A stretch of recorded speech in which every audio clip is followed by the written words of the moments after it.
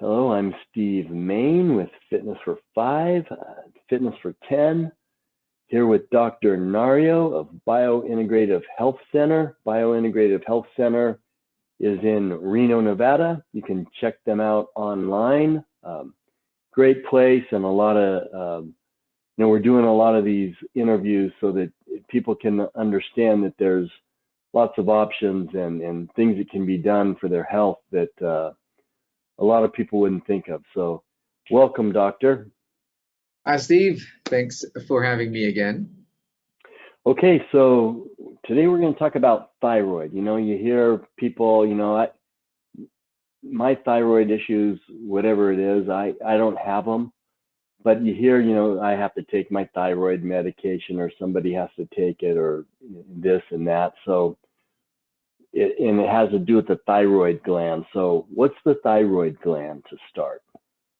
So, Steve, this is something that we've been getting a lot. I mean, not lately, but it's been going on in the practice. So, definitely education is something that is needed for the public about thyroid and the conditions affiliated with it. So, let's start with what is the thyroid gland. The thyroid gland is an organ that is located on top of your trachea or your windpipe. So it's basically here on the neck, on the lower part of the neck, and it creates two specific hormones, which is basically T4 thyroxine and T3 triiodothyronine. That's why just naming it as T3 because of the long name.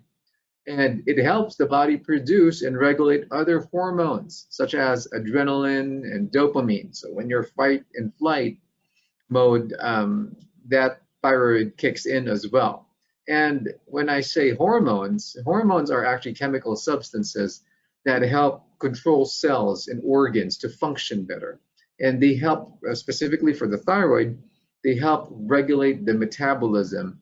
And metabolism, when you hear that word, it's related to calories burnt and even oxygen that is converted into energy. Basically, it's the one that keeps you moving and doing cartwheels the whole day without you even getting tired if you have the right proper function of your thyroid gland.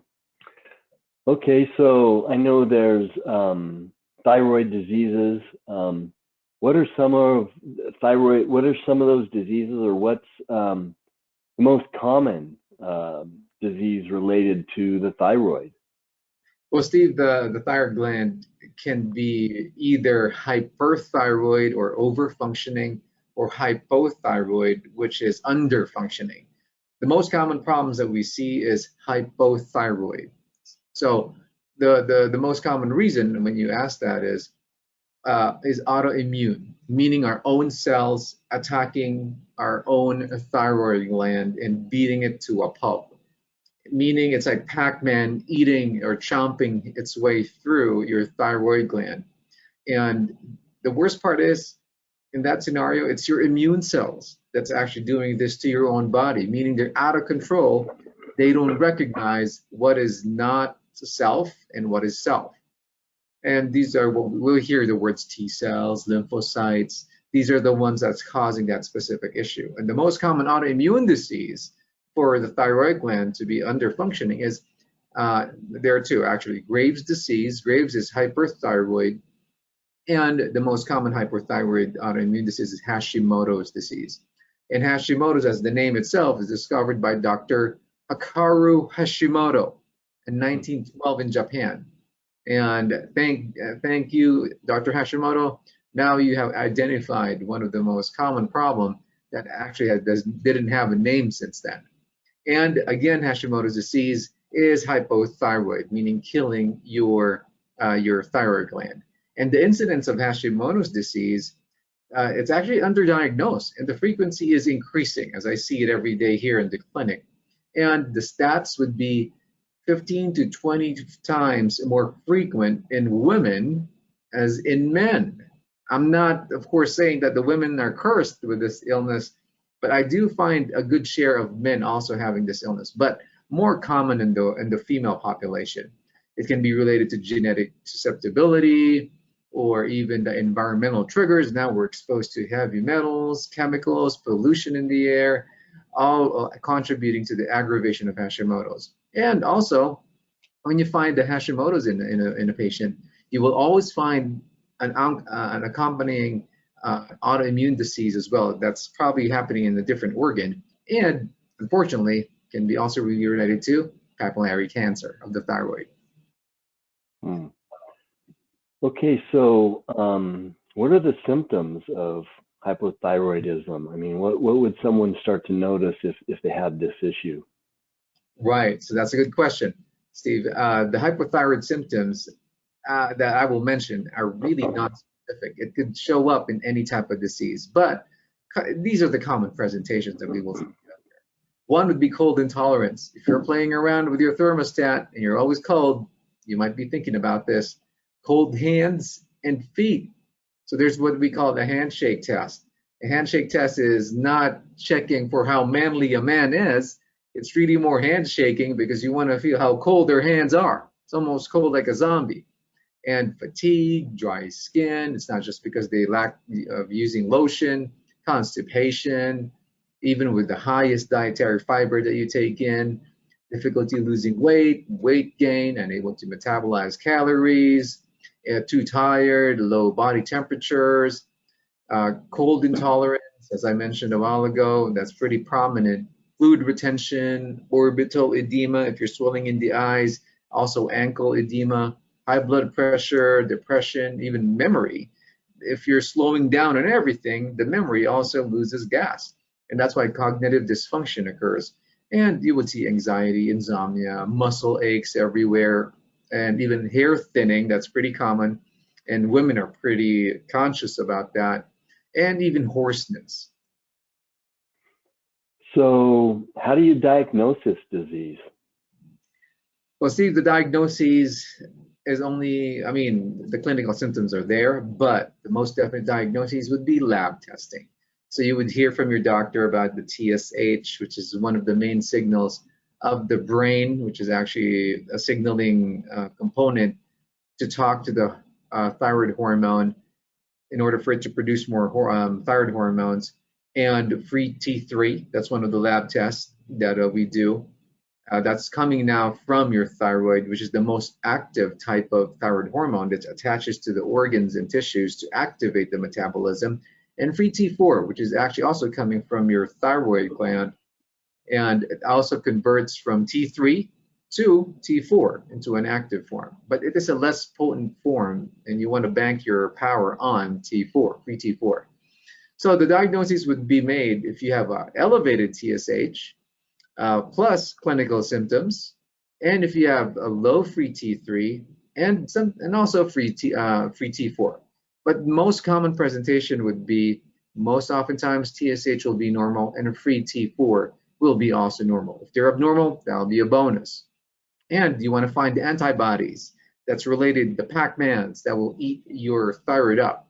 And these are your anti-thyroid antibodies named anti-thyroid peroxidase antibody, thyrotropin receptor antibody, and even thyroglobulin antibody. There's lots of medical jargon, but you just need to find those Pac-Mans if they're present in your system.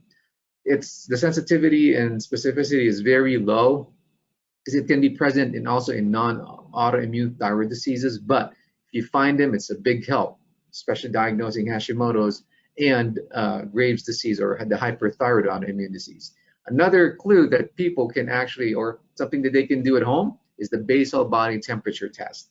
Our body needs to be running around 97.8 to 98.2 degrees Fahrenheit. If you go less than that, you're not cool as a cat. But the thing here is, you're definitely not creating that heat from your metabolism. That's why if you want to test, you have to be waking up early in the morning, do an axillary thermometer, get your temperature, and also do this for average of 3 days. If you actually get an average of a temperature less than 97.8, man, we need to check that thyroid quick. Okay, so that's good advice, and basically a blood test is gonna tell you if there's an issue there. So working with your physician and a blood test can tell you if you have some of these symptoms and if there's really a problem. So Right. And if you Um, have that mercury thermometer, which I don't know, it's like extinct out there, that would be your best type of thermometer. I know we have digital ones, but the most right. accurate one is that little grandma thermometer that you have that was passed on from generations past. Yeah, that you put under your tongue, right? Uh, it can be on your axilla. Sure, tongue's fine. Okay.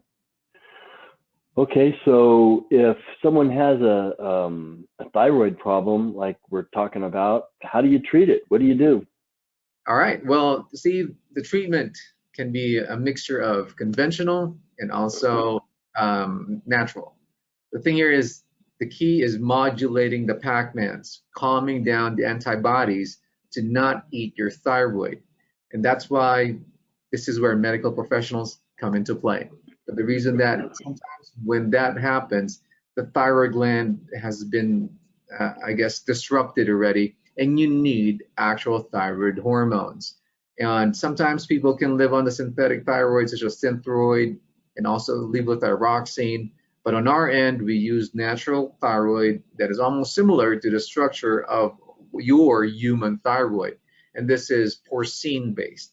And this is your nature thyroid, armor thyroid, which is a combination of T3 and T4, which is better because levothyroxine and Synthroid only has T4. And now let's go to the natural ways of how to do this. Selenium is a pretty good supplement to have, around 200 micrograms per day. And the good thing about this is if you have Brazil nuts or if you love Brazil nuts, it only takes 2 a day to meet that requirement. That's it.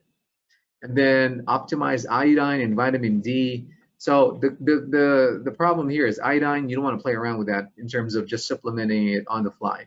You need to do a test to see your levels, because if you get high, you can have the risk, or you can run the risk of putting yourself in a hyperthyroid state that would actually be detrimental to your condition.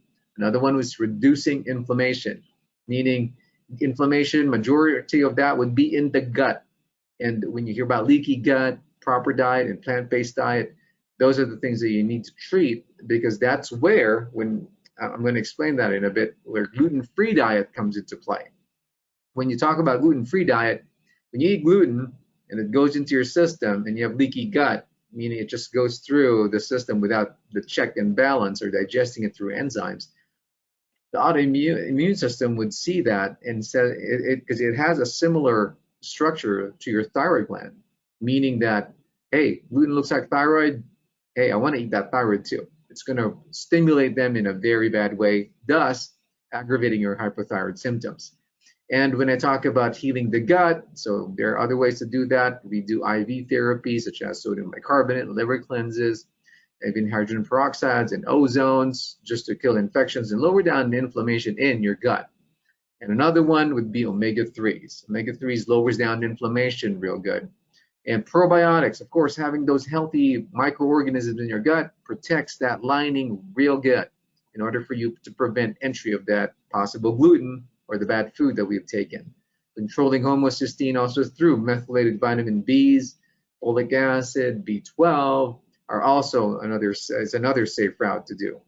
And one big one, as I mentioned to you, environmental contributions to Hashimoto's, meaning the mercury, the lead, the arsenic. That's why chelation therapy is a big part of our protocol here in the clinic, to clean up the system in order for that immune system to calm down a little faster.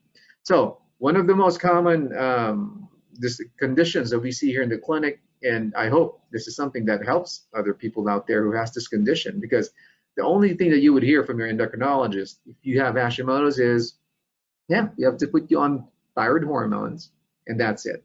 But all the lifestyle changes, all the supplementation that I just mentioned is something that you can still do to supplement your thyroid disease. Wow. Okay. Well, thank you, Doctor. Dr. Nario, Biointegrative Health Center in Reno, Nevada. Thanks for the information. We'll see you next time. Thanks, Steve.